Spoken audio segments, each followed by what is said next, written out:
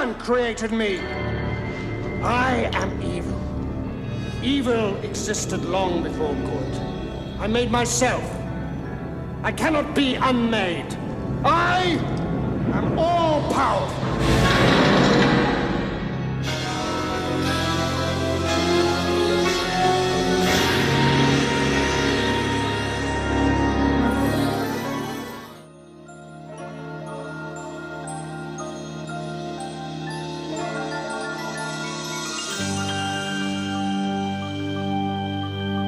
Time Bandits was released on the 16th of July 1981, hitting the silver screen during the summer holidays in the UK. It grossed $6.5 million domestically. For a British fantasy film, it was very well received, remaining at number 1 for 4 weeks, but it really took off in the States. When it was released on the 6th of November later that year, it became a surprise hit of the all-important Christmas holiday season, opening at number 1 at the box office and becoming the 10th most popular movie of 1981. Time Bandits is an awfully good film. We have worked ever so hard on it. It's a tremendous adventure story. We like it, and we're pretty sure you will. What's wrong with it? It's direct, punchy, honest. Honest? Honest? Modest. What's that got to do with it?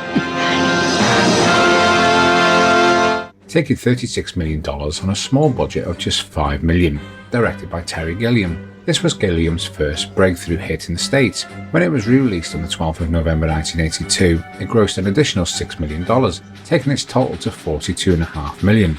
It went on to gain a wider audience when it received further international releases as late as 1984. Gilliam, who had previously directed Monty Python and the Holy Grail with Terry Jones, found his first solo directing effort, Jabberwocky, released in 1977, to turn out to be a box office and critical disappointment. After Jabberwocky, Gilliam had been trying to make his dystopian classic Brazil. Hammer Films, an independent company based in London, had been set up previously to finance The Life of Brian, and went on later to produce British movies like The Long Friday. Handmade was backed by former Beatle George Harrison, and unfortunately he wasn't interested in financing Brazil. Gilliam first came up with the idea for Time Bandits in 1979. He wanted to make a film for all the family. He was also keen to do an entire movie from a kid's point of view. The screenplay was written by Gilliam and fellow Python Sir Micheal Palin. Palin focused on the characters, whilst Gilliam focused on the spectacle and fantasy elements. Executive producer Dennis O'Brien, Harrison's partner, tried to get interest from Hollywood, but no studio was interested, so Harrison mortgaged their office building to raise the $5 million to fund the film. Eventually, Avco Embassy picked up the distribution rights in the States. Movie stars Craig Warnock as Kevin. Craig won the role after a wide search for the right child actor. An agent had seen Warnock's brother and sent him to the audition. That Craig went with him was merely a coincidence. Gilliam, however, took more interest in Craig than his sibling, noting that the young man seemed rather intelligent, yet aloof and quiet, as opposed to the stereotypical cute little boy. Craig appeared in a number of roles after this movie. He acted in the BBC adaptation of To the Lighthouse. As an adult, he played keyboards with These Animal Men, a synthwave group in the 1990s. David Rappaport stars as Randall, the self-appointed leader of the Bandits. David was a familiar face when I was a kid, a star of the chaotic Saturday morning TV show Tiswas. Apparently he stayed in character on set, as he believed he got the part for purely his acting ability alone, without size being a contributing factor. As a result, he didn't socialise with his co-stars, annoying the rest of the Bandits. After Time Bandits, he enjoyed a short amount of success stateside, but unfortunately committed suicide in 1990. Kenny Baker stars as Fidget. Baker of course played R2-D2 in Star Wars and stars alongside his comedy partner Jack Purvis, who plays Wally, who also starred in Brazil. The rest of the Bandits are Malcolm Dixon as Strutter, Mike Edmonds as Og, Tiny Ross as Vermin. All these actors played parts in many fantasy and sci-fi films of the era, such as Star Wars, The Dark Crystal and Flash Gordon. The late Sean Connery stars as King Agamemnon. In the original script, he was introduced as the warrior took off his helmet, revealing someone that looks like Sean Connery or an actor of equal but cheaper stature. Executive producer Dennis O'Brien was a former golfing partner of Connery. Fortunately, Connery was also a Monty Python fan. He expressed interest in the part and signed on for a part of the gross. Connery suggested that he appear as a firefighter near the end of the movie. This required him only to be on set for 1 hour. By the time these scenes were filmed, he was already making Outland at Pinewood Studios. Connery was allowed to disappear for the morning, shoot his brief scene, and reappear at Pinewood after lunch. Originally, Agamemnon was supposed to appear at the climactic battle against Evil Genius, leading an army of Greek soldiers and being killed, but it could not be worked into Connery's schedule, so Fidget died instead. David Warner stars as the Evil Genius. David has played many roles as villains, including in Tron and Time After Time. Originally, Jonathan Pryce was offered the role of the Evil Genius, but had been offered Loophole at the same time. Loophole paid twice as much as Time Bandits, so he went for Loophole. Pryce got the lead role in Terry Gilliam's next movie, Brazil, and later recalled that any time he had to do anything difficult in Brazil, Terry would just say to him, "This is your punishment for saying no." Most of the cast had roles in Brazil. The late Ian Holmes stars as Napoleon, the late Peter Vaughan stars as Winston the Ogre, and the late Catherine Hellman stars as Mrs. Ogre.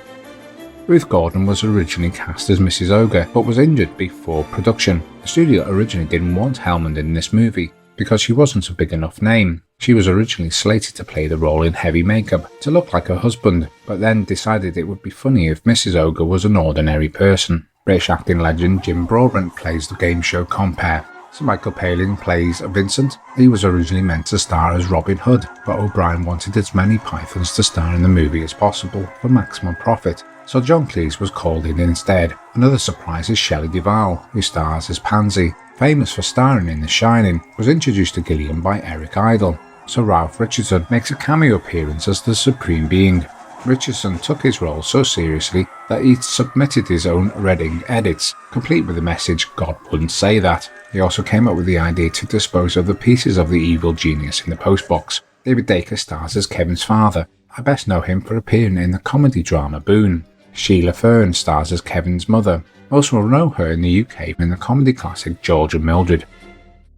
The plot follows 11-year-old Kevin. He has a vivid imagination and is fascinated by history, particularly that of ancient Greece. His parents ignore his activities, having become more obsessed with buying the latest household gadgets to keep up with their neighbours. One night as Kevin is sleeping, an armoured knight on horseback bursts out of his wardrobe. Kevin is scared, and as the knight rides off into a forest where his bedroom wall was, when Kevin looks back out, the room is back to normal, and he finds one of his photos on the wall similar to the forest he saw.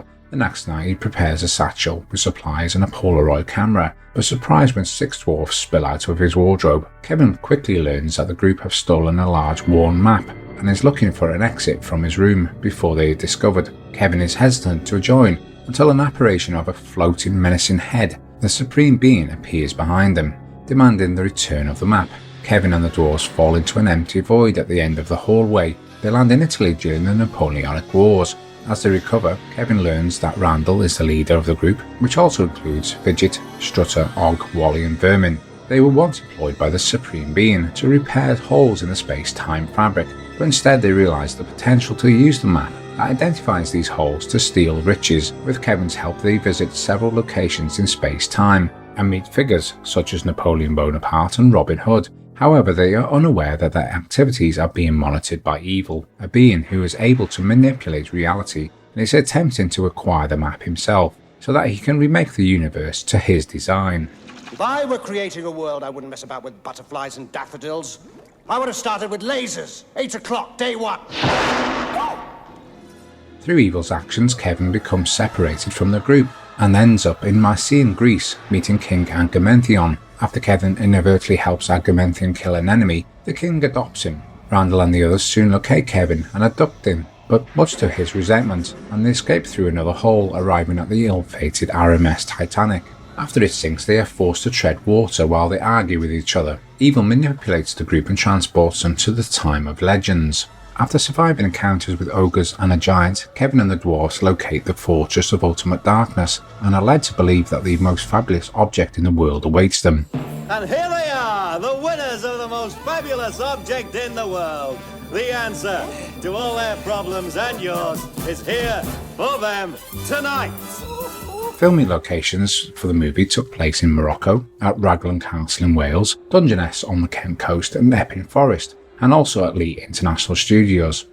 Costume designer James Atchison, who later worked on Sam Raimi's Spider-Man, provided an eclectic mix of designs for the Bandits, as well as some Giga-inspired work on the Evil Genius's headwear. The production designer, Millie Burns, previously worked on Jabberwocky, revealed that the low budget was stretched to achieve the look of the sets. resulting in building a small section of the Titanic and using forced perspective in some cases to achieve the desired effect. Matte paintings were provided by Ray Capel, a veteran artist who had worked on Alien and later produced work for Highlander and Tim Burton's Batman. And of course the beautiful model work is by Julian Doyle. He doubles as editor and also later worked on Brazil with Gilliam.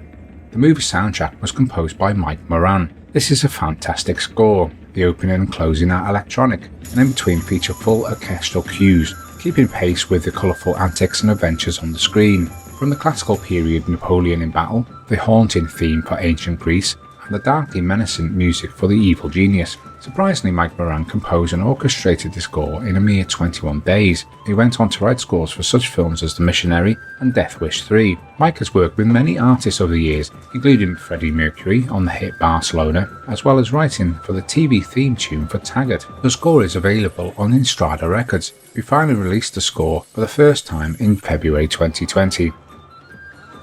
Gilliam said that O'Brien pressured him to include some of Harrison's songs on the film score. However, Gilliam refused O'Brien, and Harrison was frustrated with Gilliam's stubbornness. Harrison once told him that he reminded him of John Lennon because he was so difficult, and he said that the lyrics of Dream Away, used at the end credits, contained Harrison's feelings on Gilliam's behaviour during the making of the film. Apparently it was the one thing that Gilliam was most proud of that Harrison had ever said to him.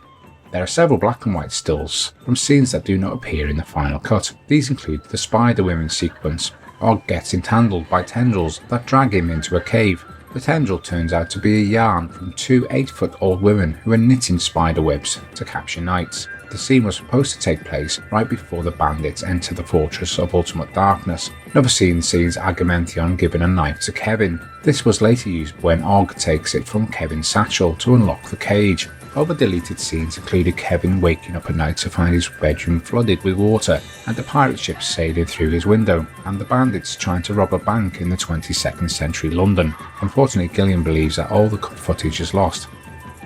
When the Supreme Being chases after Kevin and the gang, he initially appeared as a classical depiction of God, robes and a white beard. A picture of this version appeared in a published book of the screenplay, suggesting the Supreme Being scenes were filmed as written, but were ultimately replaced with the floating head version seen in the movie. Gilliam also explains why Marcus Powell is still credited as horseflesh. He is visible in one scene, standing next to David Warner as he gazes into the bowl of water.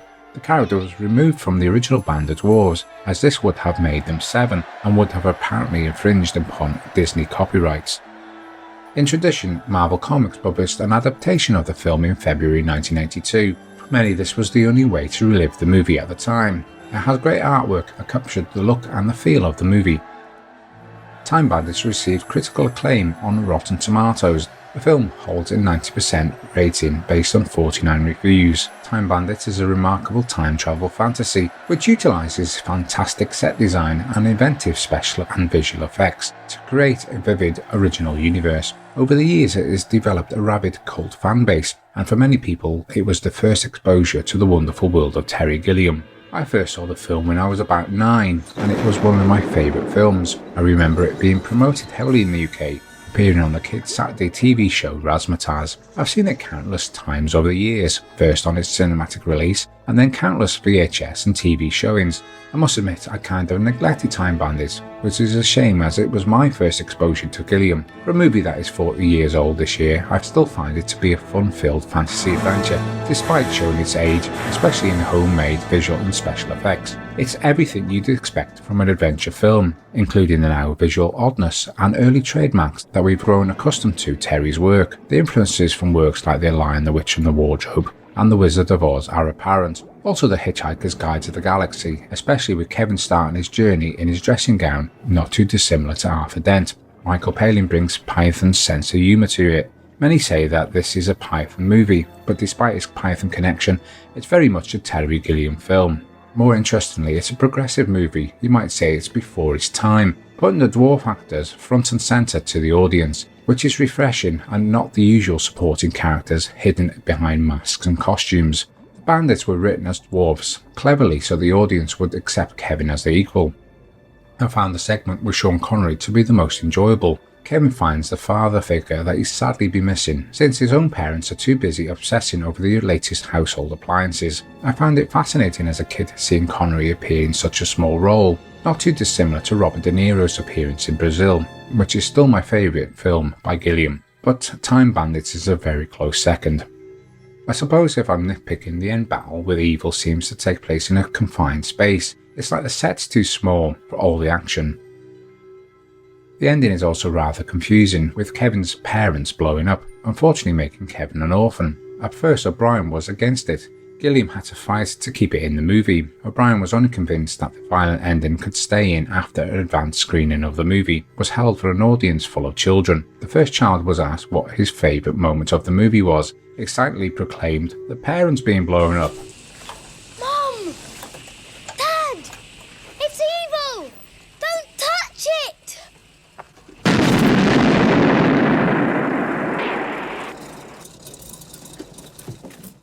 Time Bandits contains all the elements of the fantasy genre: giants, ogres, as well as time travellers, literary heroes and historical figures, all of which adorn Kevin's bedroom. Gilliam has often referred to Time Bandits as the first in his trilogy of imagination, followed by Brazil in 1985 and ending with the adventures of Baron Munchausen in 1988. All are about the craziness of our awkwardly ordered society and the desire to escape it through whatever means possible. These three films focus on the struggles and attempts to escape them through imagination: Time Bandits through the eyes of a child, Brazil through the eyes of a man in his 30s, and Munchausen through the eyes of an elderly man. The movie has had many home releases. Arrow Video released a version in 2013, the definitive version with a newly remastered 2K approved by Gilliam. Time Bandits is available to watch on Prime Video, and it's regularly shown on Film 4 in the UK. In 1996, Terry Gilliam and Charles McEwan collaborated on a script for Time Bandits 2, bringing back most of the original cast, except for David Rapport and Tiny Ross, who had died a few years earlier. Jack Purvis had been paralysed in a car accident, so his character was written to be in a similar state. When Purvis died, the project was shelved indefinitely. More recently, Apple worked with Paramount Television to gain rights for a Time Bandits television series to distribute on Apple TV+, with Gilliam on board in a non-writing production role, and Taika Waititi set to co-write and direct the pilot, which will be interested to see if it retains Gilliam's oddness when it's developed. Time Bandits is a classic. It's a fun adventure that has something for everyone. I highly recommend it as a fun introduction to the wonderful world of Terry Gilliam. Good morning. You're all robbers. Oh, the best, Mr. Hood. Jolly good. And you're a robber, are you? Jolly good. Leave a comment on your thoughts on Time Bandits and don't forget to like this video. If you enjoy my content, please consider subscribing to my channel. Thanks for watching, and until my next review, take care and I'll speak to you soon.